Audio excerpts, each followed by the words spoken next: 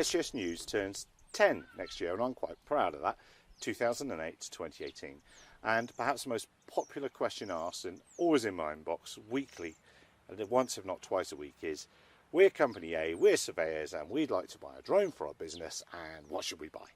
And I don't actually favour any companies, honest. I try and send back some useful suggestions to people, but what I've learnt in 10 years, or nearly 10 years, is what in my head I'd call the ABBA model. Not this ABBA, but another ABBA. Company A is a drone manufacturer. It makes a fantastic whiz thing and puts press releases out everywhere. Everybody runs stories on it. It's all over everything. Tech Radar, everybody. Company B sees it, maybe sees it as at a show, gets convinced by the salesman and buys the thing in numbers. It's going to save the world. Then Company B starts putting out loads of press releases about just how good this drone is, and eventually those press releases start dying out, and then Company A, the people that built it in the first place, goes bust. And I've seen that repeated time and time again in our last nearly 10 years.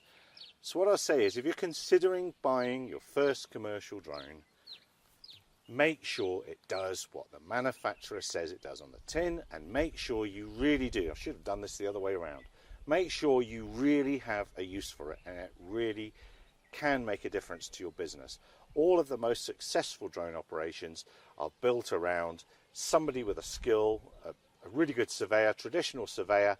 He's already got that skill, he's already got that knowledge. A traditional inspection person already has that skill and knowledge, and even, dare I say it, fire and rescue. Fire and rescue pundits that know their trade. They make the successful drone rescue operations, not someone new coming into it. So have a use case, know what you're going to use it for. Then go to the manufacturer and see what the specifications are and get them to fly on that day. When it says it can fly 20 knots in the rain, go out and fly in 20 knots in the rain. Don't be fooled. Don't let them set up a demonstration flying day. They're no clowns. They'll know when the weather's good. They're looking at the weather forecast, and that's when they're going to set up that demo day. You set up a demo day at a date and time of your choosing, and see if they can come to you and fly. And if they can't fly, and if they turn up and the weather is bad, and they say, oh, the weather's bad, then that's also a good thing, because they're being honest and showing you. If they come up with loads of silly excuses, that's also a red flag, something to worry about. And if the weather is right on top of their limits, make sure you get an image from the drone. Make sure, get them to make a map. If it's for mapping, get them to make you a map. Here you are, here's an area, go out and make it. You say it can do this at this, go out and prove it before you buy it. That's the best advice I can give you. Don't just rush headlong into buying the thing with the shiniest brochure. It absolutely is a snake oil filled market still to this day. It's getting better. The hype is off. What's that? Something's the blooms off the rose. I can't remember the phrase.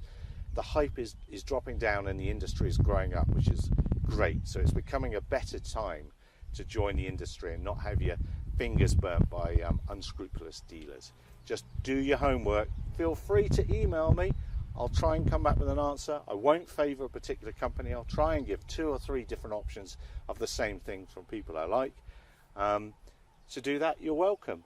Like, subscribe, do all those other good things you're supposed to do on YouTube. Am I talking nonsense? Put it in the comments below. If I'm talking utter nonsense, tell me below. I dropped one as well. This is what I got yesterday. I don't know, what do you call this? Is it like a girder or something? This is for the separate lift thrust. You can tell I'm just about to go into my secret lair, or is it just a container at the bottom of my garden? One or the other.